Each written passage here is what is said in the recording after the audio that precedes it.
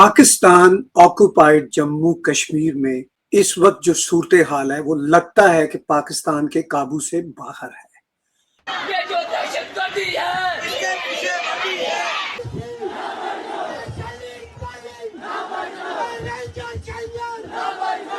बहुत ही precarious delicate situation हो गई हुई है। और जो मनाजिर हमने देखे, क्योंकि मेन स्ट्रीम मीडिया पे तो ब्लैक आउट है, सोशल मीडिया के जरिए देखे, अवाम निकले हैं झुक दर झुक, तो आपको क्या लग रहा है? एक नफरत अपने मुल्क के अंदर भी पहले पाली गई, एक जमात को सप्रेस किया गया, उसके लोगों को, आजाद कश्मीर की सूरत हाल भी हमारी है, क्या यही फार्मूला वहां पे चल रहा है? देखिए, लगता तो यही है, और हमें इस पे ज्यादा बात नहीं करनी चाहिए। आजाद कश्मीर बड़ा हसास इलाका है, हम वैसे भी डरते हैं, आपको भी डरना चाहिए। पीका ऑर्डिनेंस की मौजूदगी है, आप भी चूंकि पाकिस्तान में रहती हैं, मैं भी पाकिस्तान में रहता हूँ। तो दूसरी तरफ श्रीनगर में जिस किस्म के हालात हुआ करते थे, कुछ ज्यादा अरसा तो नहीं गुजरा जो विजुअल्स आया करते थे, अब वो हालात जो हैं वो पाकिस्तान की साइड के जो है वो हो गए हैं। तो अब सवाल आपसे ये है, इंडिया ने ऐसा क्या किया कि ये नैरेटिव शिफ्ट हो गया, हैरान कुन तौर के ऊपर टेबल्स टर्न हो गए हैं? मैडम, मुझे ये बताएं कि इस वक्त इंडियन मीडिया कश्मीर इश्यू को क्यों उस पे वो जिसे कहते हैं ना तेल फेंक रहे हैं?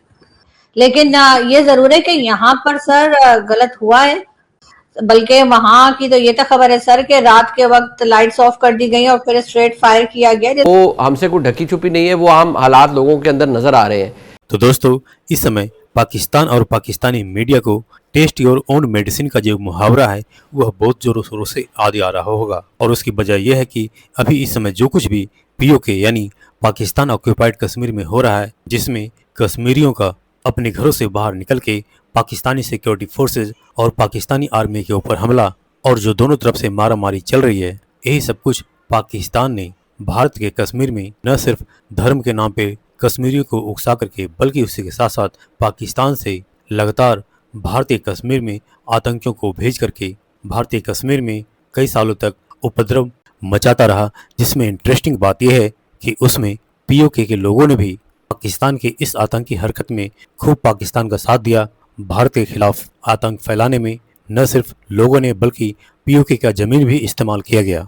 लेकिन मोदी सरकार के आते ही मोदी गवर्नमेंट ने सिलसिलेवार तरीके से कई ऐसे एक्शन लिए, चाहे वो पाकिस्तान से भारतीय कश्मीर में फंडिंग को रोकना, आतंकी इन्फिल्ट्रेशन को रोकना, या फिर भारतीय कश्मीर के लोगों से क्लियरली बात करना और उनको डेवलपमेंट की राह पे ले जाना। इन सभी कोशिशों ने भारतीय कश्मीर में शांति लाई, लेकिन अब वहीं पर दूसरी तरफ पीओके में पाकिस्तान सरकार के खिलाफ बवाल मचा हुआ है।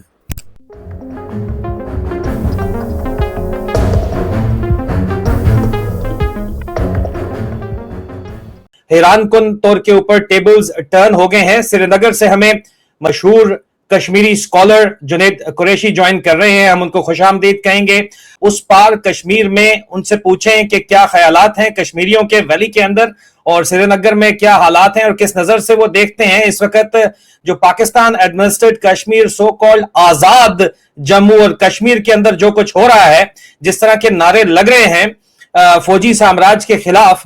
ये विजुअल्स हैं कल रात से अब तक के बहुत ही वायलेंट जो विजुअल्स हैं वो हम नहीं दिखा सकते क्योंकि कम्युनिटी गाइडलाइंस हमें इजाजत नहीं देते। ये इस किस्म के जो नारे लग रहे हैं, ये जो दहशतगर्दी है इसके पीछे वर्दी है। पाकिस्तान के फ्रिंज एलिमेंट्स में ये नारे लगा करते थे, पंजाब में भी लगे जब शरीफ फैमिली ने पावर में आना था तो इसका पॉलिटिकल यूज किया गया, लेकिन अब ये एक मेन स्ट्रीम नारा बन चुका है जो कि इंतहाई खतरनाक है एक तरफ।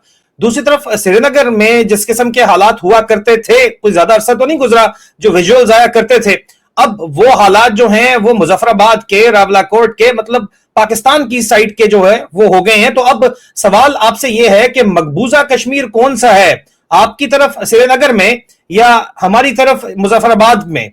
हम कश्मीरियों के लिए नारा तो हकाइक में बहुत पुराना है, क्योंकि आपको याद होगा 47 में जब कश्मीर पे सबसे पहला हमला हुआ था, वो जनरल अकबर खान की किताब है, वो तो वर्दी वालों ने ही किया था, और तब से हम इस दहशतगर्दी का जिसके पीछे सच में वर्दी है उसका शिकार रहे हैं।